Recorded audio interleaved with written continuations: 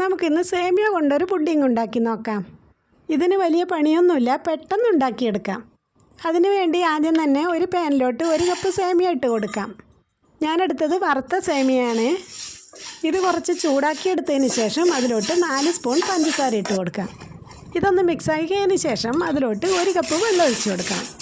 എന്നിട്ടൊരു 15 മിനിറ്റ് നേരം മൂടി വെച്ച് വേവിച്ചെടുക്കുക. ഞാനിത് ചെറുതായി ഒന്ന് ഇളക്കി കൊടുത്തിട്ടാണ് മൂടി വെക്കുന്നത്.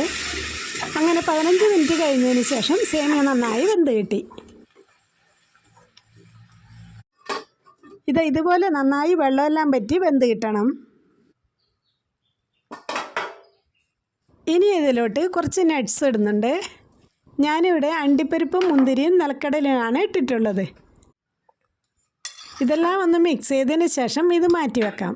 ഇനി ഒരു മിക്സിയുടെ ജാറെടുത്ത് അതിലോട്ട് 1/2 കപ്പ് പച്ചരി ഇട്ട് 2 സ്പൂൺ കസ്റ്റാർഡ് പൗഡറും 4 സ്പൂൺ പഞ്ചസാരയും ഇട്ട് കൊടുത്ത് ആവശ്യത്തിന് പാലും ഒഴിച്ച് ഒന്ന് നന്നായി അടിച്ചെടുക്കണം. അതിലോട്ട് ഏലക്കാപ്പൊടി ഇടാൻ വിട്ടുപോയി, അത് അടിച്ചെടുത്തതിന് ശേഷമാണ് ഇട്ട് കൊടുക്കുന്നത്. നിങ്ങൾക്ക് വേണമെങ്കിൽ അതിനൊപ്പം തന്നെ ഇട്ട് കൊടുക്കാവുന്നതാണ്. ഇനി നമുക്ക് കസ്റ്റാർഡ് തയ്യാറാക്കാം. ഒരു പാനെടുത്ത് അതിലോട്ട് 1 കപ്പ് പാലൊഴിക്കുക. പാല് ചെറുതായി തിളച്ച് വരുമ്പോൾ അതിലോട്ട് നമ്മൾ നേരത്തെ മിക്സിയിൽ അടിച്ചു വെച്ചത് ഒഴിച്ചു കൊടുക്കാം. ഒഴിക്കുമ്പോൾ തന്നെ നിർത്താതെ ഇളക്കിക്കൊണ്ടിരിക്കണം, അല്ലെങ്കിൽ അടിക്ക് പിടിക്കുന്നതാണ്. ഇളക്കി ഇതുപോലെ ആയി കിട്ടണം. അങ്ങനെ ഇത് റെഡിയായി കിട്ടി. സേമിയയിൽ ഏലക്കാപ്പൊടി ഇട്ട് കൊടുക്കാൻ വിട്ടുപോയതുകൊണ്ട് അതിലും 1 സ്പൂൺ ഇട്ട് കൊടുക്കുന്നുണ്ട്. ഇനി നമുക്ക് ഐസ്ക്രീം ബോക്സ് എടുത്ത് ഇതുപോലെ ഇട്ട് കൊടുക്കാം. എന്നിട്ട് അതിൻ്റെ മേലെ കസ്റ്റാർഡ് മിക്സ് ഒഴിച്ചു കൊടുക്കണം.